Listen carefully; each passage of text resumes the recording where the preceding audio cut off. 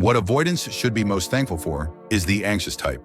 For so long, the focus has been on teaching anxious types how to love avoidance. But today, I want to address avoidant attachment styles because avoidants really should learn from the anxious. Avoidants can truly learn a lot from them. There's a saying, never blame anyone in your life. Good people give you happiness, bad people give you experience, the worst people give you lessons, and the best people give you memories. So what does the anxious type give the avoidant? For an avoidant who is self-aware and willing to change, they offer three key things. First, the ability to express themselves. This includes expressing their emotions, their feelings, and voicing their true inner thoughts and needs, helping them become a more vibrant and authentic person. What's the biggest problem for avoidants? It's often a difficulty with emotional expression. They struggle to open up. Whatever emotions or thoughts they have, they tend to keep them bottled up inside. Past experiences have conditioned them to ignore their feelings, suppress their emotional needs, and feel a sense of shame about exposing their own needs.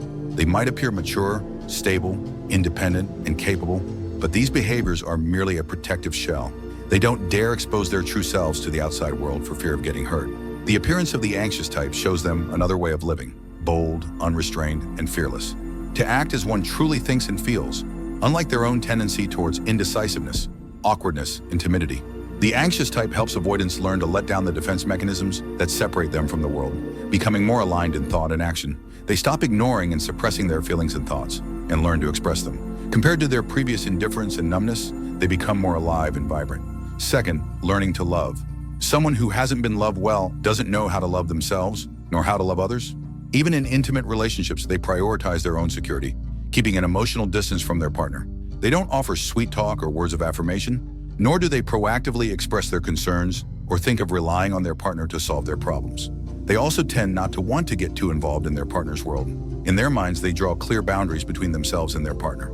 The presence of the anxious type gradually helps the avoidant understand that loving someone means expressing it, letting the other person know and feel it. They realize that asking a partner for help isn't shameful, and that occasionally relying on a partner isn't seen as a burden, but rather as a form of happiness, signifying trust and acceptance.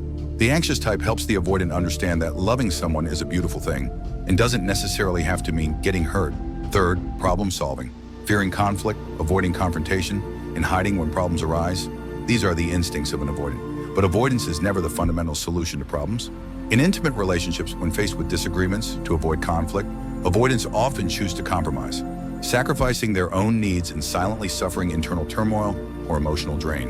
When they can no longer bear it, they start to withdraw and escape. The presence of the anxious type makes the avoidant realize that avoidance never solves problems. Instead, it can escalate conflicts. Through repeated conflicts, the avoidant gradually learns to face and resolve problems directly. There's a saying, everything that happens is for my benefit. In the process of interacting with an anxious type, the conflicts and clashes can cause the avoidant deep pain. This pain, however, can trigger self-reflection, leading to gradual change. What's important in a relationship isn't necessarily the outcome, but what you gain from it. So if an avoidant can learn the 3 points mentioned above, then regardless of their relationship's outcome, it represents growth for them.